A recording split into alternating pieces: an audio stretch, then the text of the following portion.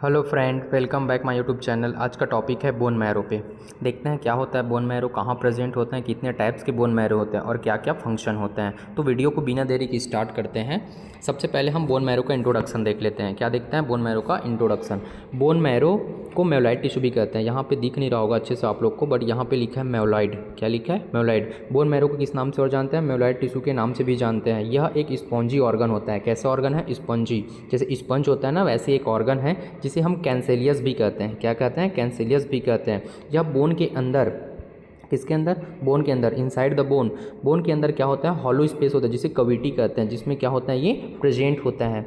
देखो, इस जो कविटी है उस कविटी का नाम है मेड्यूलरी कविटी। क्या नाम है? मेड्यूलरी कविटी के नाम से जाना जाता है। बोन मैरो, बोन सेल्स का, बोन मैरो ब्लड सेल्स का क्या करता है? प्रोडक्शन करता है। क्या करता है? इसका मेन वर्क का होता है ब्लड सेल का क्या करना? प्रोडक्शन करना। ये बोलना चाह रहा है कि बोन मैरो को हम मेवलाइड टिश्यू भी कहते हैं, जो कि एक स्पंज लाइक होता है। ये इसे कैंसेलियस भी के नाम से भी जानते हैं, जो कि बोन के अंदर प्रेजेंट कविटी में क्या होता है? ये प्रेजेंट होता है, जिस कविटी का नाम मेड्यूलरी कविटी होता है। ठीक है। और बोन मैरो का वर्क होता है क्या करना? ब्लड सेल का क्या करना? प्रोडक्शन करना। अब देखते हैं प्रोडक्शन ऑफ ब्लड सेल। क्या देखते हैं? प्रोडक्शन ऑफ ब्लड सेल कि कहाँ कहाँ पे ब्लड सेल का प्रोडक्शन होता है। तो बोल रहे हैं फीटस में क्या होता है? फीटस में यॉर्क सैक होता है, वहाँ पे टू टू 9th मंथ में क्या होता है? वहाँ पे आपका ब्लड सेल का फॉर्मेशन होता है। अगर इन्फेंट्स में देखें तो इन्फेंट्स में होता है कहाँ पे? लीवर में होता है, स्प्लीन में होता है। ठीक है। देन अगर चिल्ड्रन एंड एडल्ट में देखें तो चिल्ड्रन और एडल्ट के कहाँ पे होता है? बोन मैरो में होता है। ठीक है।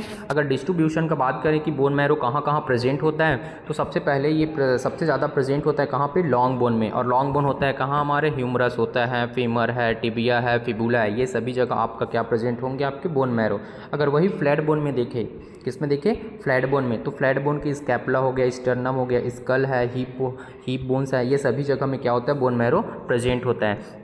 देखिए, इस स्ट्रक्चर से हमको इजी से समझ आएगा कि ये लॉन्ग बोन है। कौन सा बोन है? लॉन्ग बोन है। तो लॉन्ग बोन में क्या है? इसको बोलते हैं अपर फाइसिस, या इसको और बोल सकते हैं प्रॉक्सिमल एपिफैसिस, इसको बोलते हैं डिस्टल एपिफैसिस। ये जो बीच का है वो है क्या? मेड्यूलरी कविटी। कौन सा कविटी है? मेड्यूलरी कविटी। तो यहीं पे क्या होता है? स्पंज लाइक आपका ऑर्गन प्रेजेंट होता है जिसे बोन मैरो कहते हैं। ठीक है।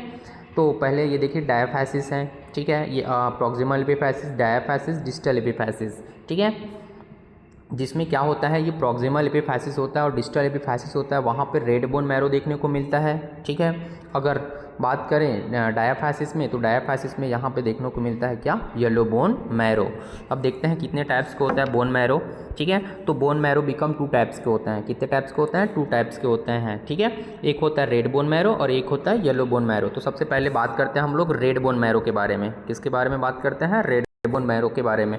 तो यह स्पॉन्जी नेचर का होता है। कैसा नेचर का है? ये स्पॉन्जी नेचर का है। ठीक है। और यह एक रेड कलर का होता है। कैसा होता है? ये रेड कलर का होता है।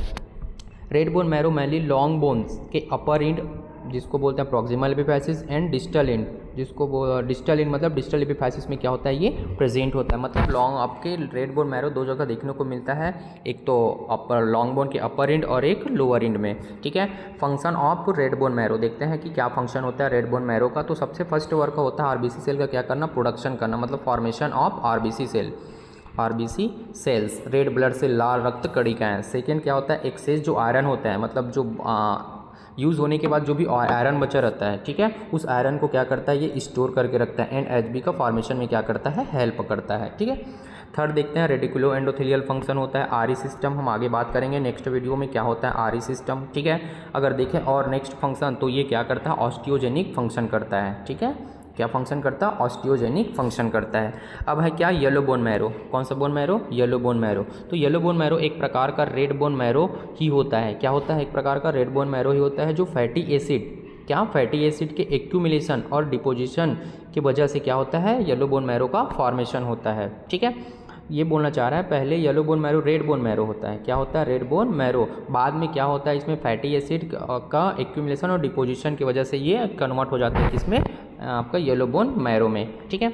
येलो बोन मैरो में आरबीसी सेल का प्रोडक्शन नहीं होता। ये याद रखिए, आईएमपी है कि येलो बोन मैरो में आरबीसी सेल का प्रोडक्शन नहीं होता। बट इमरजेंसी कंडीशन में bone marrow red bone marrow की तरह वर्क करता है। ये बोलना चाह रहा है कि जब कभी इमरजेंसी ऐसे कंडीशन आ जाता है तो ये yellow bone marrow red bone marrow की तरह वर्क करता है।